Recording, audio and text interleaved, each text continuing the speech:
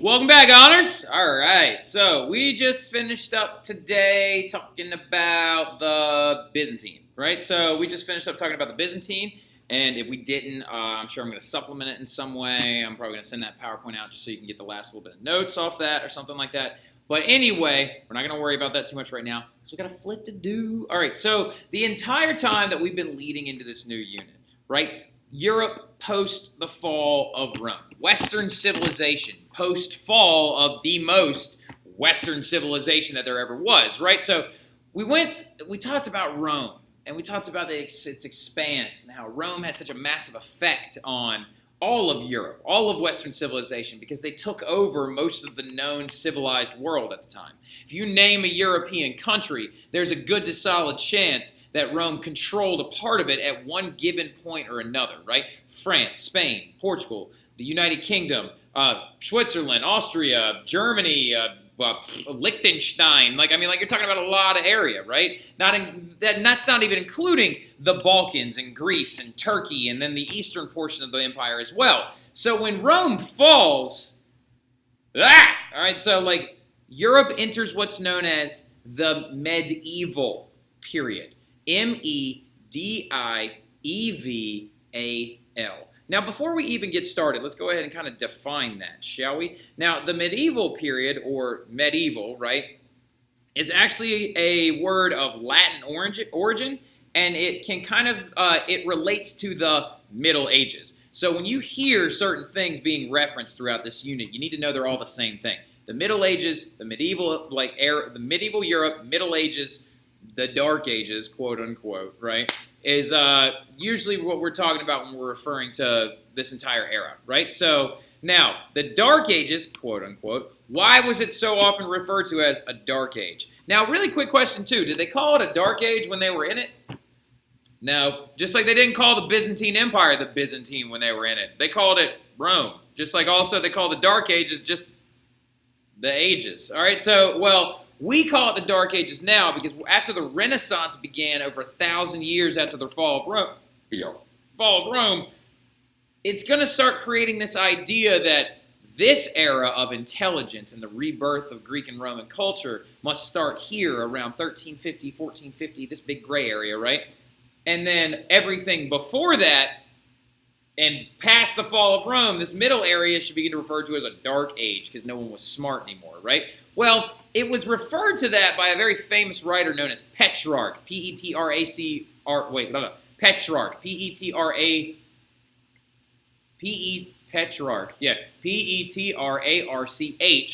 He was the first one to coin this idea of the Dark Ages, right? Well, he's a Renaissance writer. Of course he's going to call it a Dark Age, right? But he called it that due to the fact that you had limited learning, poor leadership, bad economics, which basically means a breakdown in trade, right? Trade almost did not exist during the Middle Ages, right? So especially for Western Europe, right? Because they had no way to do it. They didn't have fleets of boats. They didn't have cart paths. They didn't have the Roman infrastructure. They didn't have all this stuff anymore. So they considered it like, ugh. All right, now, where's that bias? Well, again, when we looked at the Eastern empires, what are the Eastern empires doing? Yes, Mr. Terry. Oh, I don't know, kicking butt, all right? So they're growing. The Africans, the Asians, the Arabs, the Byzantinians, they're doing great.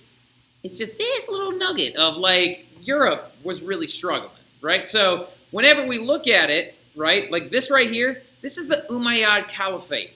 This is the Muslim empire at its peak. Look at what it controlled. Look at the fact that they controlled Spain for a long period of time. You can see it in their architecture in southern Spain. You can literally see, hold on, let me look at that. Muslim architecture in Spain. Yeah, so that's how big the Muslim empire grew to be at one point, right? So, look at it. Look at it. Look at how gorgeous it is. Look at the amount of Muslim-style architecture that existed even in a portion of Europe, right? So, don't forget, the Muslims were in Spain, all right? So, everyone else was doing great. It was the Western Europeans that just weren't doing so hot. So really quick, when we define the medieval period or the Middle Ages, where does it fall? Now, a lot of y'all are immediately going to look at this and you're going to be like, well, that makes sense. Or some of you are going to be like, I'm confused. Well, if you want, instead of going, go maybe straight down, all right? Go ancient times, medieval Europe, the modern era, right? So defining the medieval European period is when you look at medieval Europe, you're basically referring to the fact that it's in the middle, right? So the ancient times or classical civilizations, when we're measuring historiographically, when we're actually looking at time, we're looking at the Neolithic Revolution when we learned how to develop farming, all the way up until about the fall of Rome, right? Fall of Rome and before that is all your ancient civilizations and your classical civilization, right? Classical as in old, right? So classical as in also great achievement. So Greece, Rome, Egypt, Mesopotamia, the Phoenicians, the Mycenaeans, the Minoans, all that's a part of classical era, right? Then Rome falls. And when we enter into the medieval period, it's from the fall of Rome to the Renaissance. And if you want a way to look at it, the medieval period is a transitional phase. It's a transitional phase from ancient civilizations to the now modern era, which is the Renaissance to today, all right? Now, a lot of historians, garble this up, and they're like, the Renaissance didn't even happen, all right? So, well, we're going to, for our sake, it makes it more understandable, all right? It's called the Middle Ages because it's where? It's in the middle, all right? So, it's called the Middle Ages because literally it's in the middle. This time period is also known as the Middle Ages or the Dark Ages, right? And what this whole thing is it happens in stages as well. Remember, we had Kingdom, Republic, Empire. We had Neolithic, Early Bronze, Minoan, Mycenaean, Dark Ages, Archaic, Classical, Hellenistic, right? Everything's got time periods. Everything has time periods. So in this one, we've got 3 time periods, right? We've got Emily hates Lucifer, all right? So Miss Lannon does hate Lucifer, all right? So Emily is early Middle Ages. High Middle Ages, hates, right? And then the late Middle Ages, the Lucifer part, late Middle Ages. And it works perfectly because the late Middle Ages were and they were really, really bad, all right? So the early Middle Ages goes from about 500 to 1000 AD. The High Middle Ages goes from about 1000 to 1300 AD. The late Middle Ages goes from 1300 to 1500 AD, give or take, all right? So the big thing about it, though, going forward, is who are the people involved in these Middle Ages, right? If the Romans controlled everything, then who's doing anything in the Middle Ages, right? Well, the beginning of the Middle Ages, of course, is those invasions, right? The fall of Rome was caused a lot by these Western barbarians invading everything, right?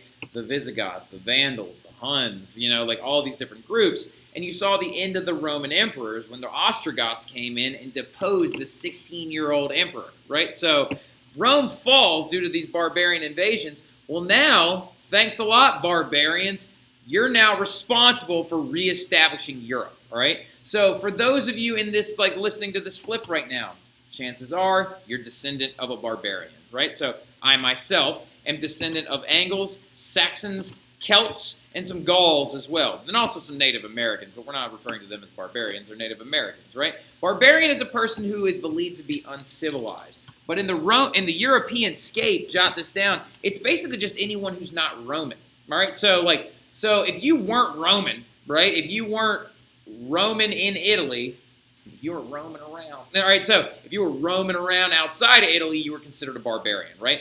Barbarian, of course, coming from the Greek word of barbar, which means to babble, all right? So which means literally being like, because the Romans couldn't understand it. And as time progressed forward, the Romans began to refer to them as being uncivilized, right? So, they don't even water down their wine.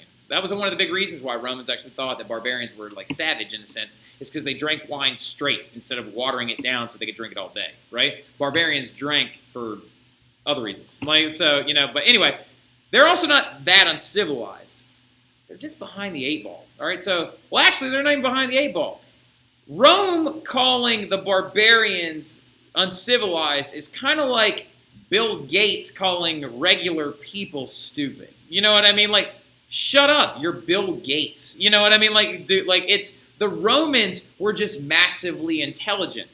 The barbarians were just tribal people. I mean, they were just trying to figure themselves out, right? They're not that uncivilized. The people who call them uncivilized, of course, is the Romans, right? And they, a lot of the barbarians began to conquer in pursuit of land. This is what people imagine when they think barbarian.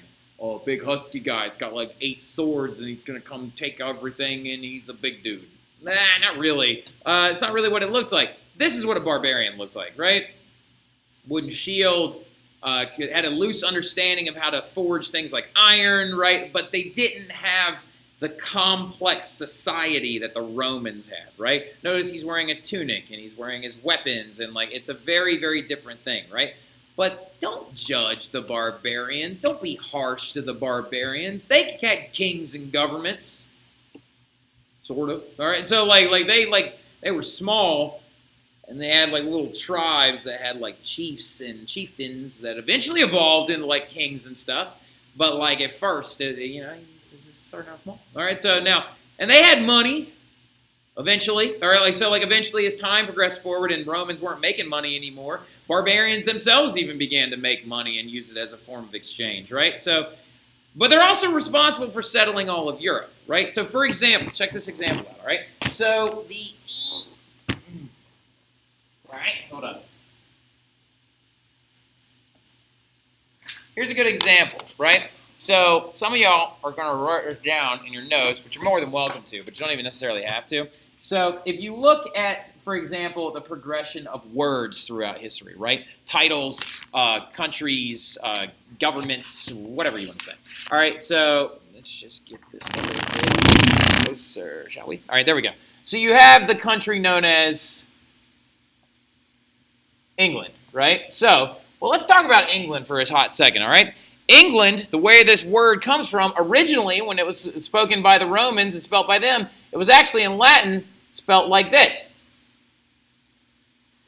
Angleland, or as in the land of the Angles, right? So the Angles were a barbarian tribe, right? And they settled what is modern day now England. Right? So that is why it's called the land of the Angles, known as Angleland, and eventually when it was translated out of Latin, it translated into just England, right? So that word, still a popular word now. We're still talking about barbarians in our common speech, right? When we say Germany, it's because it was home to the Germanic tribes, right? When we say, what's another one? When we say France, it's because we're referring to the Franks, right? So, like, literally, these people settled all of Europe, and you need to understand that, right? And that's why it's called English, or as in Anglish, or the language of the Angles, right? So, now, you have a buttload of them, too, right? Like, you've got tons and tons and tons of barbarian groups. The ones coming from the Asian sector were the Huns and the Magyars, right? And the Magyars are actually even going to like settle like Hungary. That's like they have a lot of like whenever you actually call Hungary